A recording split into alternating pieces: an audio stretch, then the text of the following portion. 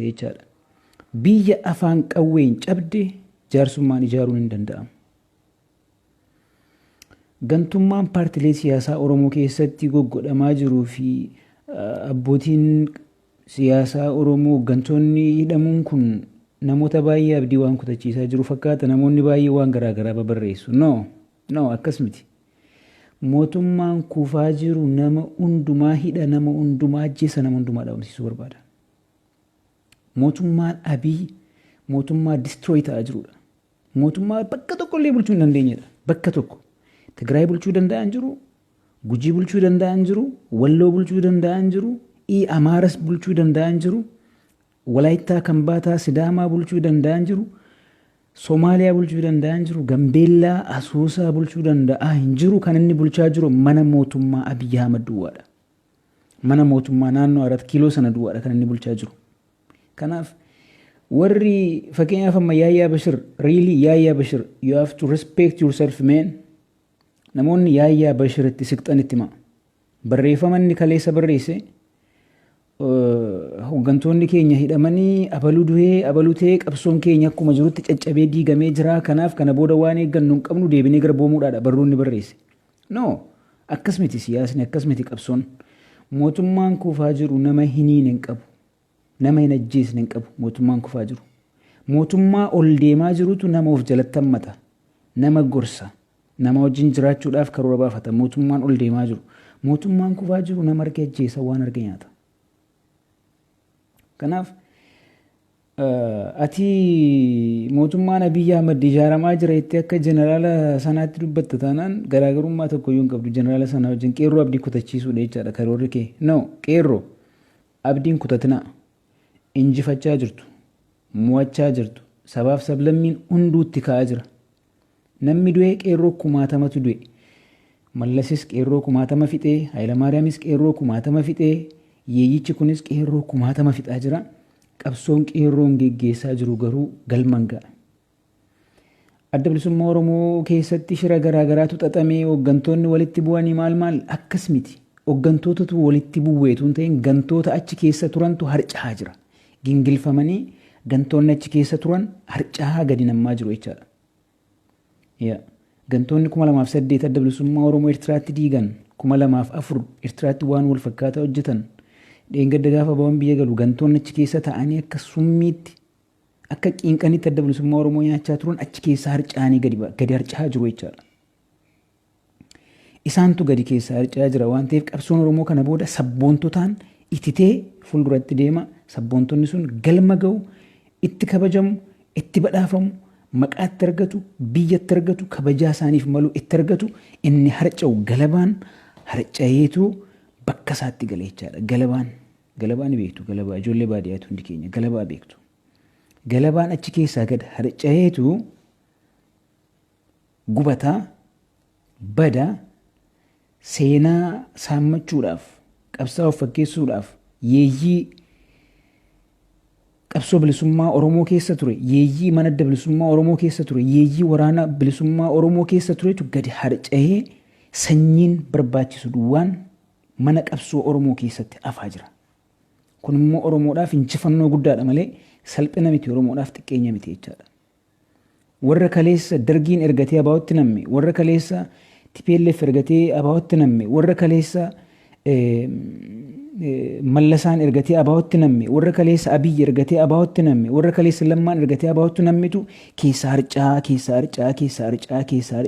Adda Bilisummaa Oromoo qabsaa'ota calalamoo ta'aniin haguugamee. By the way, jaarsolii dura tatta'an kanan ilaalan Adda Bilisummaa Oromoo ani waan hin beekuufi qaamaan waan yeroo garaagaraatti argeefi jaarsolii fuuldura tatta'an kanan ilaalan Adda Bilisummaa Oromoo namoota baay'ee baratanii namoota jajjaboodhaan. Ani Finfinneen ture VIP gaafa barii Finfinnee sana jechaadha. Finfinneen ture gubbaarra nama 3000. Namoonni 3000 VIP'n gubbaarra ta'aa turan sun namoota digirii 5 ol qabanidha hundi isaanii. Namni TV irratti isaan argee hin beeku.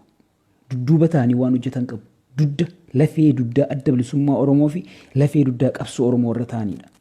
Kanaaf namoonni shiraan deeman namoonni 4-5 gadi ba'anii Abiyyi duukaa waan garaagaraa godhaniif yookaan gadi ba'anii kaleessas arras waa godhaniif adda bilisummaa Oromoo hin kufa jettanii warri yaaddan gonkumaa yaadina akkas miti. Akkas miti. KFO keessa gantuu hedduun jiraachuu dandeessi. Sababa gantuun 5-6-7 KFO keessa jiraatteef paartiin KFO hin diigama jechuun hin danda'amu akkasittiin hin yaadina. Kana malee wanti nu baasu waraanaaf waraana. Biyya waraanaan ijaaramte, biyya waraanaan nama ajjeeste as geesse, biyya dhiigaan as geesse jaarsummaadhaan hin deebisaan hin jiru. Jaarsummaadhaan deebista taanaan isan sirkaa fudhadheera. Isati qabdu irratti walii gallaadha jaarsummaan. Isan fudhadhe siin deebisu. Isati qabdu lafa Finfinnee kanan fudhadhe warqee qabdaa kanan fudhadhe lageeniif gaarrenii kanan fudhadhe albuudaadhaa kanan fudhadhe namaa kanan ajjeese ka afe kanarratti walii gallaa kottu walii gallaa aga kana naa kenni callisina duukaa jiraadhuudha jaarsummaan.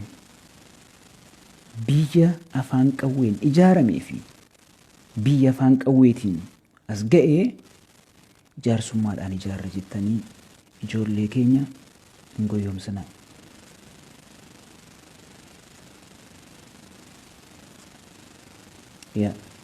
Kana booda eessatti taanaan jaarsummaan hin barbaachisu. Bakka waraanni hin jirretti waraana ijaarradhaa, waraana leenjisaa, qawween atumamu, qeerroon walaa ijaaru, diyaaspooraan wal ijaalee urguffii kanatti haafufu.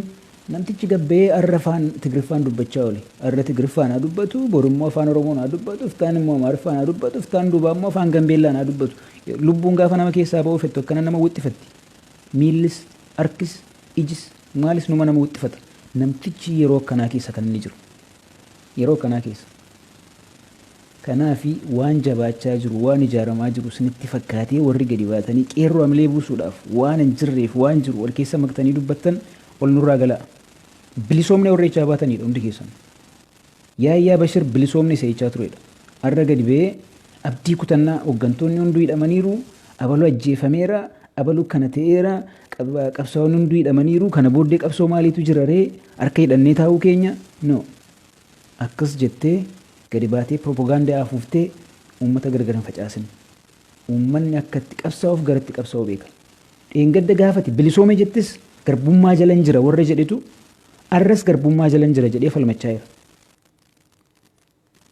Akkatti qabsoofnuuf akkatti qeerroon qabsaa'u qeerroon maal akka gochuu qabu situ nutti hima miti yookaan situ qeerroo kanatti hima miti hin beektu ka. Hin beektu waggaa arfan kana silaalaa baane jechaadha akkati hin beekne akkati waan tokko iyyuu hin beekne waggaa arfan kana silaalaa si taajjabaa baane waan ta'eef ofii kee gorsi manatti ol deebi'i. Otoo anas si ta'e jechaadha. Harkan ittiin barreessuuf arraban ittiin dubbadhu hin qabu. Otoo anatu bilisoomnee mii jedhee olii gadi qaaqaa beete jechaadha. Ergaan kun kan Yaayyaa Bashiriiti by the way. Yaayyaa Bashir qaqqabsiisaa. Barreeffamanni kaleessa barreesse irratti abaluu hidhamee, abaluu du'ee, abaluu gudeedamtee, abaluu akkana ta'e kanaaf qabsoon Oromoo maa barbaachisti garboomnee dhuma taa'uudhaa jedha barreeffamni isaa deemaa dubbisa. Siyaasan beektu kaleessa toon bilisoomne jechaa baatee waan hin taane wal keessa laaqaa baate amma immoo gadi baatee qeerroo qabsootti jiru kana amilee hin buusini yaa obboleessa kosiin jechuun barbaada. Yaayyaa Bashir isa duwwaa miti fakkaattonni isaa gorsadha. Arrabsoo miti qeeqaa miti gorsadha. Yoo siyaasa beekte hojjedhutti deemi.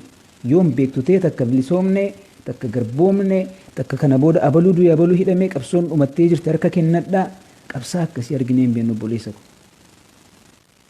Obboleessa ko waan akkasii arginee hin beeknu.